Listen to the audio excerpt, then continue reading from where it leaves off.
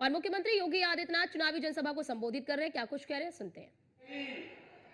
गौरवान्वित किया है और साथ साथ कल झारखंड राज्य की स्थापना का दिवस भी है। मैं इसके लिए आप सबको हृदय से बधाई देता हूं, आपका अभिनंदन करता हूं। बहनों और भाइयों, अब फर्क साफ है। एक तरफ प्रधानमंत्री मोदी जी के नेतृत्व में पिछले 10 वर्ष के अंदर आपने बदलते हुए भारत को देखा है। हर एक क्षेत्र में देश विकास कर रहा है, सीमाएं सुरक्षित हुई हैं, इंफ्रास्ट्रक्चर के वर्ल्ड क्लास कार्य हो रहे हैं, विरासत का सम्मान हो रहा है, गरीब कल्याणकारी योजनाएं बिना भेदभाव के हर गांव, हर गरीब, हर किसान, हर नौजवान, हर महिला तक पहुंच रही है। और बहनों और भाइयों, दूसरी ओर झारखंड विपन्न हुआ है पिछले 5 वर्ष में। झारखंड की स्थिति क्या है, मैं इसकी चर्चा करूंगा। पहले नया भारत याद करिए, कांग्रेस आरजेडी झारखंड मुक्ति मोर्चा की केंद्र में सरकार थी और उस समय जब पाकिस्तान के द्वारा प्रेरित आतंकवाद घुसपैठ करता था, देश के अंदर आतंकी विस्फोट होते थे, मैं और रविंद्र पांडे जी जैसे लोग संसद में आवाज उठाते थे, तो कांग्रेस की सरकार कहती थी कि पाकिस्तान के खिलाफ मत बोलो, संबंध खराब हो जाएंगे। यानी देश की सीमाओं की सुरक्षा की खातिर ये लोग संबंध दांव पे लगाकर संबंधों को बनाने के लिए देश की सुरक्षा को दांव पे लगाते थे। और आज का भारत है, अब पाकिस्तान का कोई आतंकवादी भारत की सीमा का अतिक्रमण करता है तो उसको जहन्नुम की यात्रा में भेज दिया जाता है और दोबारा पाकिस्तान वापस नहीं जा पाएगा। ये नया भारत है, छेड़ता नहीं है, लेकिन कोई भारत को छेड़ेगा तो भारत उसको छोड़ेगा भी नहीं, क्योंकि दुनिया का सबसे सशक्त नेतृत्व आपके पास है।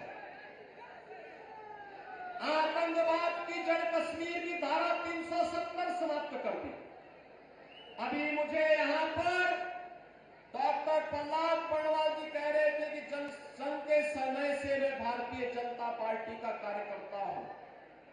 बहनों और भाइयों, जनसंघ के समय में भी भारतीय जनता पार्टी की स्थापना के समय भी एक नारा घोषणा था, एक देश में 2 प्रधान, 2 विधान, 2 निशान, नहीं चलेंगे, नहीं चलेंगे। और यह नारा लगता था। आज मोदी जी ने हकीकत में बदल दिया है, कश्मीर में धारा 370 समाप्त कर दी है, आतंकवाद की ताबूत पर अंतिम कील ठोकने का काम कर दिया है, नक्सलवाद को पूरी तरह समाप्त करने के लिए अग्रसर सरकार कार्य कर रही है। बहनों और भाइयों, आतंकवाद हो या नक्सलवाद, उग्रवाद हो या आतंकवाद, इन सब की समस्या का समाधान भारतीय जनता पार्टी करते हुए 140 करोड़ भारतवासियों को सुरक्षा प्रदान कर रही है। बहनों और भाइयों, आज IIT, IIM, AIIMS, highway, railway, airport का निर्माण भारतीय जनता पार्टी नेतृत्व की केंद्र की एनडीए सरकार कर रही है। कल ही आपने देखा होगा, बिहार के दरभंगा में प्रधानमंत्री जी ने एम्स का शिलान्यास किया, हर घर नल की योजना भी बन रही है। ये काम कांग्रेस, आरजेडी और झारखंड मुक्ति मोर्चा की यूपीए सरकार भी कर सकती थी, लेकिन बहनों और भाइयों उन्होंने नहीं किया। आज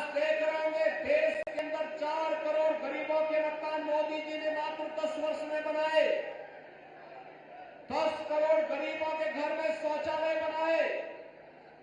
10 करोड़ गरीबों को उज्ज्वला योजना का फ्री में कनेक्शन दिया। 12 करोड़ किसान को प्रधानमंत्री किसान सम्मान निधि का लाभ दिया जा रहा है। 50 करोड़ गरीबों को हर वर्ष 5 लाख रुपए की फ्री में उपचार की सुविधा प्रधानमंत्री मोदी जी उपलब्ध करवा रहे हैं और 80 करोड़ लोगों को फ्री में राशन की सुविधा का लाभ भी मोदी जी दे रहे हैं। कांग्रेस के समय, आरजेडी के समय और पिछले 5 वर्ष में झारखंड के अंदर आपने देखा होगा, जो गरीबों के लिए मोदी जी भेजते हैं सब डकार जाते हैं। एक कांग्रेस, आरजेडी, झारखंड मुक्ति मोर्चा डकार जाती है। कांग्रेस के एक सांसद के घर में 350 करोड़ रुपए मिले, नोट का पहाड़ मिला। झारखंड मुक्ति मोर्चा की सरकार के एक मंत्री के घर में 35 करोड़ रुपए मिले। ये पैसा क्या कांग्रेस, आरजेडी या फिर झारखंड मुक्ति मोर्चा का है क्या? नहीं, ये पैसा झारखंड का पैसा है, आप सबका पैसा है। वे चंद लोग लूट करके अपने घर को भरने का काम कर रहे हैं।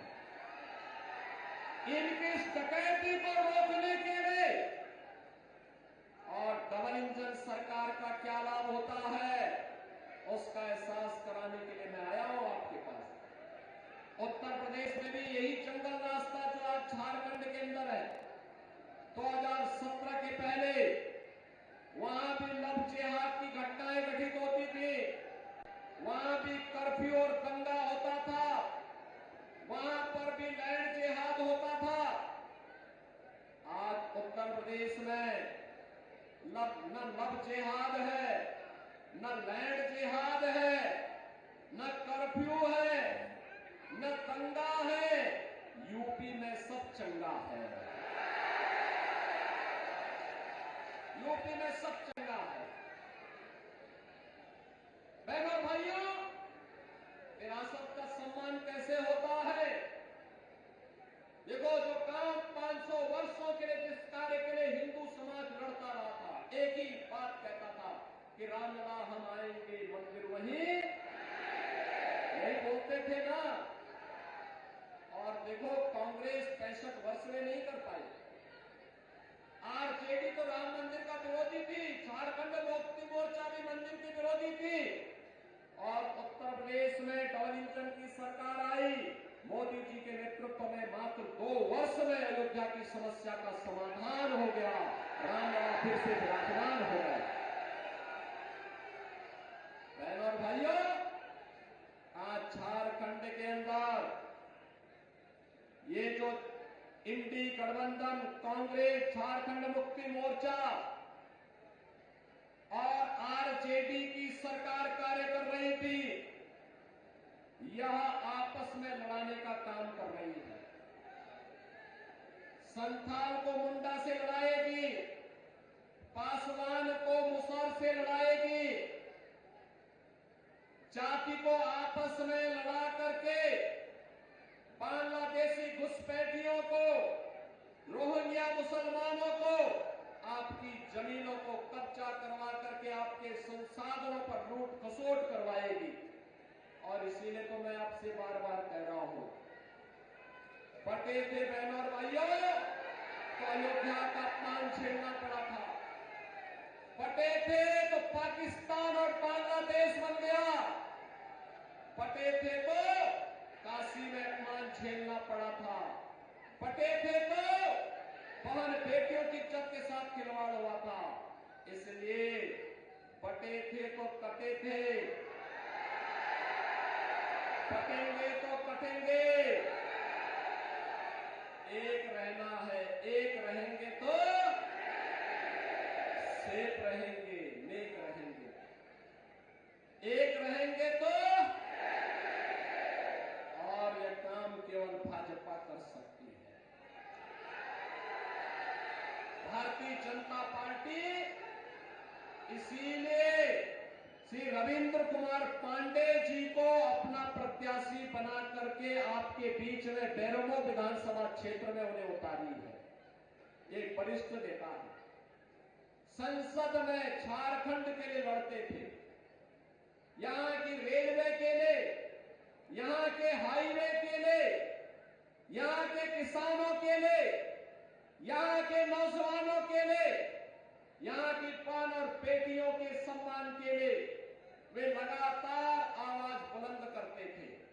और आज भारतीय जनता पार्टी ने उन्हें प्रत्याशी बना करके फिर से बेरमो विधानसभा क्षेत्र के भाग्य की बदलने के लिए उन्हें चुनाव में फिर से उतार करके इस क्षेत्र के विकास को तेजी के साथ आगे बढ़ाने का निर्णय लिया है। और इसलिए बहनों और भाइयों में आप सबसे अपील करने के लिए आया हूं, भारतीय जनता पार्टी के प्रत्याशी श्री रविंद्र कुमार पांडे और मैं दोनों संसद में साथ साथ हम लोग एक साथ रह करके काम करते थे। मैं देखता था किस मजबूती के साथ लड़ते थे वहां पर, और इसीलिए मैं उत्तर प्रदेश से आया हूं आपसे विनती करने के लिए, आपसे यही विनती करने के लिए आया हूं। रविंद्र कुमार पांडे जी को भाजपा ने, यहां पर जेडीयू ने, एलपीजी ने अपना प्रत्याशी बना करके उतारा है। आपका आशीर्वाद प्राप्त होगा। दोनों हाथ मिला करके बोलिए, बेरमो से रविंद्र कुमार पांडे जी को और गोमियों से श्री लंबोदर महतो जी को भारतीय जनता पार्टी ने प्रत्याशी बनाया।